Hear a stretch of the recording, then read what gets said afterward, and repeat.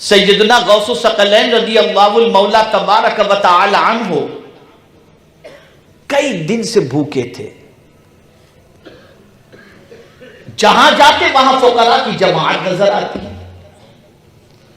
ایک جگہ جا کر تشریف رکھے, بیٹھے آپ. فاصلے پر ایک شخص بیٹھا ہوا تھا. اس نے اپنی زنبیل کے اندر سے سوکھا ہوا گوشت نکالا, روٹی نکالی. دیکھا غوث پاک کو, پہچانتا نہیں تھا. اشارہ کیا, لوگے؟ تو غوث پاک نے فرمایا تو کہاں سے آیا ہے, کیا نام ہے تیرا؟ اس نے بتایا میں جیلان سے آیا ہوں. تو غوث پاک نے فرمایا میں بھی تو جیلان کا ہوں, میں بھی جیلان کا ہوں. کہا آپ جیلان کے؟ کہا ہاں. کیا نام ہے آپ کا؟ کہا میرا نام عبد القادر ہے. کہا معاف کیجیے گا, مجھے معاف کریے, یہ سارا کھانا آپ کا, یہ میرا کچھ بھی نہیں, یہ سب آپ کا ہے. غوث پاک نے فرمایا تیری میری پہلی ملاقات اور میرا کھانا کہاں سے ہو گیا؟ کہا میں جب جیلان سے نکل رہا تھا تو آپ کی ماں نے کچھ رقم دی تھی اور فرمایا تھا بغداد میں میرا بیٹا عبد القادر, اس کو دے دینا. اب یہاں ایسی نوبت آئی کہ میرا جتنا مال تھا سب ختم ہو گیا, آپ کی رقم سے میں نے یہ کھانا خریدا ہے اور میں اب کھا رہا ہوں, تو مجھے معاف فرما دیجئے, یہ آپ کی باقی رقم لے لیجئے اور یہ کھانا بھی آپ کا ہے. غوث پاک نے اس میں سے ضرورت بھر جتنا مختصر لیا اور باقی سب اسے دیتے ہوئے ارشاد فرمایا تو مسافر ہے, مجھ سے زیادہ تجھے ضرورت ہے, رکھ لے تجھے کام آ جائے گی. یہ ہے اللہ والوں کی شان. لوٹ کر کوئی اللہ والا نہیں بنتا, لوٹا کر اللہ والا بنتا. اسے ذہن میں رکھیے. آج کل معاذ اللہ آبرو لوٹتے ہیں اور سمجھتے ہیں ہم بڑے پیر صاحب ہیں. اللہ ماشاءاللہ مال لوٹ لیتے ہیں, گھر کنگال ہو جاتا ہے اور دنیا ان کو سب سے بڑا بابا اور ولی سمجھ کر کے پیچھے بھاگتی رہتی ہے. اب آئیے میں آپ کو ولی کی پہچان سمجھا دوں قرآن کی روشنی میں تاکہ آپ محسوس کر سکیں.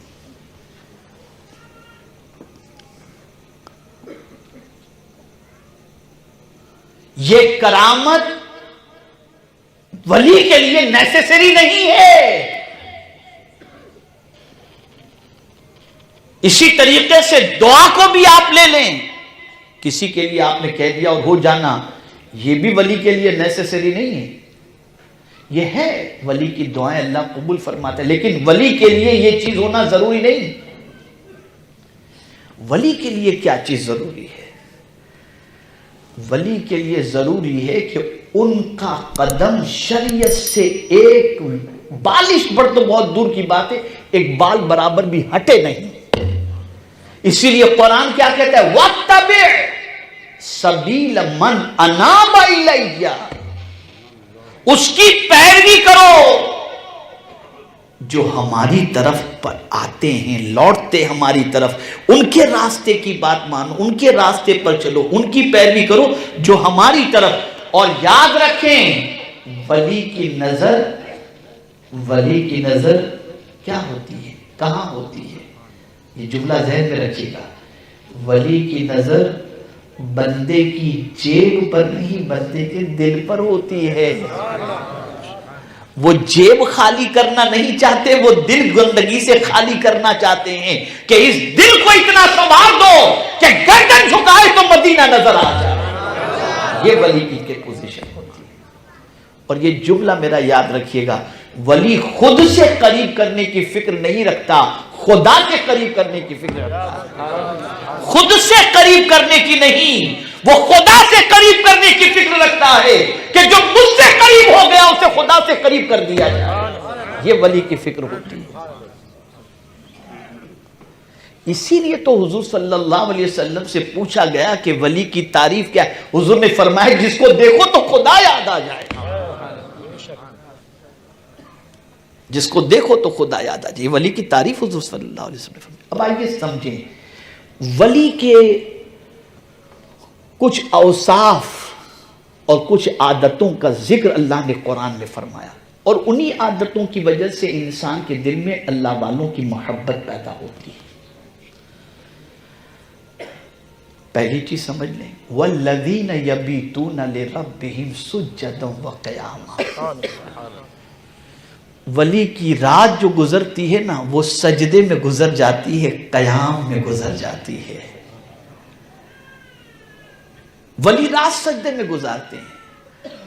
سیدنا غوث الثقلین رضی اللہ المولا تبارک و تعالی عنہ 40 سال تک عشاء کے وضو سے فجر کی نماز ادا فرمایا، رات سجدے اور قیام کے اندر. کیوں؟ یہ رات کا ذکر کیوں، دین کا کیوں نہیں ہے؟ یہ کیوں نہیں فرمایا گیا کہ ان کا دن جو ہے وہ سجدے میں اور قیام میں گزرتا ہے؟ یہ رات کا ذکر کیوں ہے؟ تو یاد رکھیں، رات ہوتی ہے نا تو ہر محبوب اپنے محبوب سے ملنے کے لیے جاتا ہے، تنہائی ہوتی ہے. گناہ کے جتنے اڈے کھلتے ہیں زیادہ تر رات ہی کو کھلتے ہیں. تو جن کو گناہوں سے محبت ہوتی ہے وہ رات کو گناہ کے اڈے پہ چلے جاتے ہیں. ہر رات جس سے محبت ہوتی ہے انسان اس محبوب کی طرف رات میں جاتا ہے. اس لیے اللہ نے بھی اپنے محبوب صلی اللہ علیہ وسلم کو اپنی بارگاہ کے اندر معراج کی شب بلایا نا تو دن میں نہیں، شب رات میں بلایا. سبحان الذی اسری بعبدہ لیلا من المسجد الحرام. ملاقات کا وقت تو رات کا ہے. آ جاؤ میرے محبوب، رات کے وقت بلایا. اور یہ یاد رکھیں، اجالا ہوتے ہی اللہ والوں کو ایک عجیب کیفیت ہوتی ہے، کیوں صبح اتنی جلدی ہو گئی؟ انہیں رات میں بڑا لطف آتا ہے. کیوں؟ اجالے میں تو ہر کوئی ایک دوسرے کو دیکھتا ہوتا ہے. توجہ چاہوں گا، ہر کوئی ایک دوسرے کو دیکھ رہا ہوتا ہے. رات میں تو صرف محبوب اور محب ایک دوسرے کو دیکھ رہے ہوتے ہیں، کوئی دیکھنے والا نہیں ہوتا.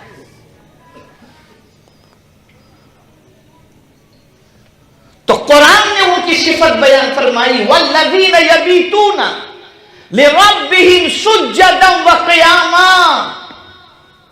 وہ راتوں کو سجدے اور قیام میں گزارتے ہیں. ان کی رات اسی میں گزرتی ہے. خاتون جنت رضی اللہ تعالیٰ عنہ عشاء کی نماز پڑھ کر نفل نماز شروع کرتی ہیں اور پہلے سجدے ہی میں پوری رات ختم ہو جاتی ہے. تو اللہ سے عرض کرتی ہے، مولا تو نے کتنی چھوٹی رات بنائی ہے کہ فاطمہ جی بھر کر تیرا سجدہ بھی نہیں کر سکتی.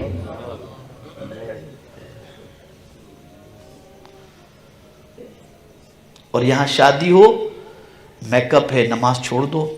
وضو کریں گے تو میک اپ خراب ہو جائے گا. بیوٹی پارلر کے اندر 25,000 روپے دے کر میک اپ کرائے. کیا تو ہم کنیز فاطمہ ہیں. کہاں جا رہے ہو آپ؟ کس کی زندگی پڑھ رہے ہو؟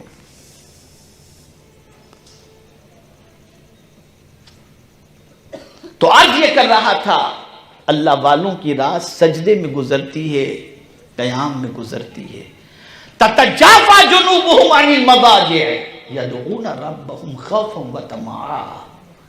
یہ قرآن کہہ رہا ہے ان کی تعریف کے اندر.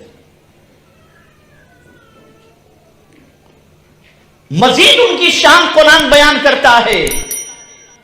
اور اس کے لیے جس وقت کا انتخاب کیا، خدا کی قسم میں جب اس وقت کے بارے میں سوچتا ہوں تو میری عقل دنگ رہ جاتی ہے. اللہ اکبر، کہ اللہ والے، ان کی ایک صفت قرآن نے بیان فرمائی، ولیوں کی صفت.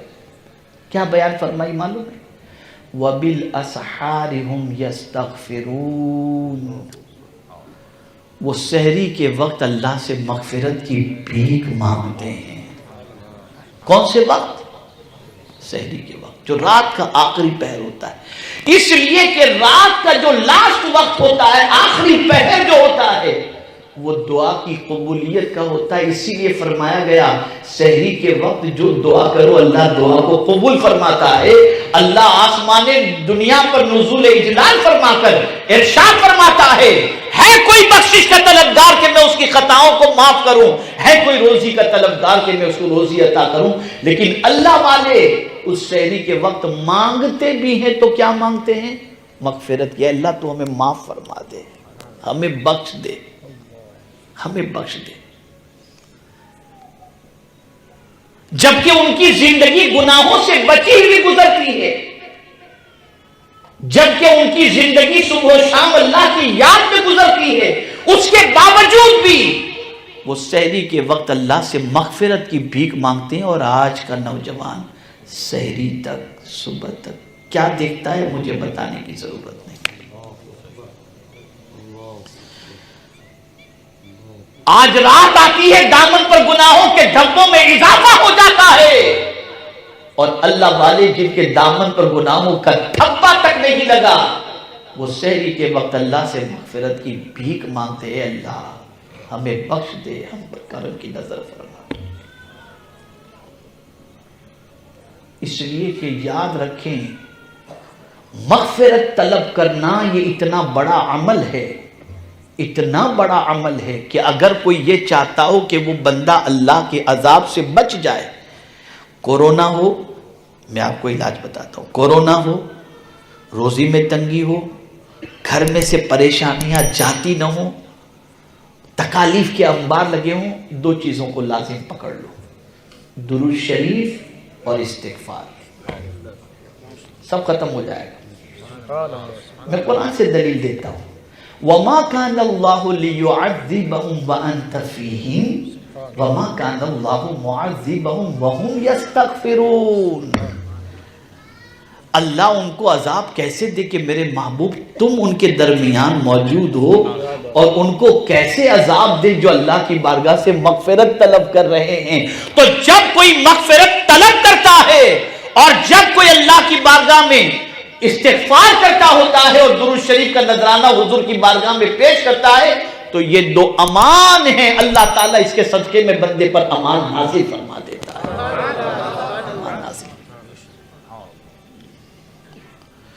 تو اللہ والے استغفار کرتے ہیں سحری کے وقت،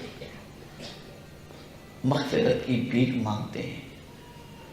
اور یاد رکھیں، استغفار کے ٹاپک پر زندگی رہی تو پھر میں کبھی آپ کے سامنے عرض کروں گا کہ استغفار کے فائدے کیا ہیں اور اس کی وجہ سے اللہ کیا کیا عطا کرتا ہے اور کتنا عطا کرتا ہے. پھر میں کبھی عرض کروں گا. اللہ والوں کی نظر قرآن پر ہے، رسول اعظم کے ارشاد پر صلی اللہ علیہ وسلم، اس لیے ان کی صفت بھی قرآن نے بیان فرمائی کہ وہ کیا مانگتے ہیں، وَبِالْأَسْحَارِ هُمْ يَسْتَغْفِرُونَ، سحری کے وقت اللہ سے مغفرت کی بھیک مانگتے ہیں.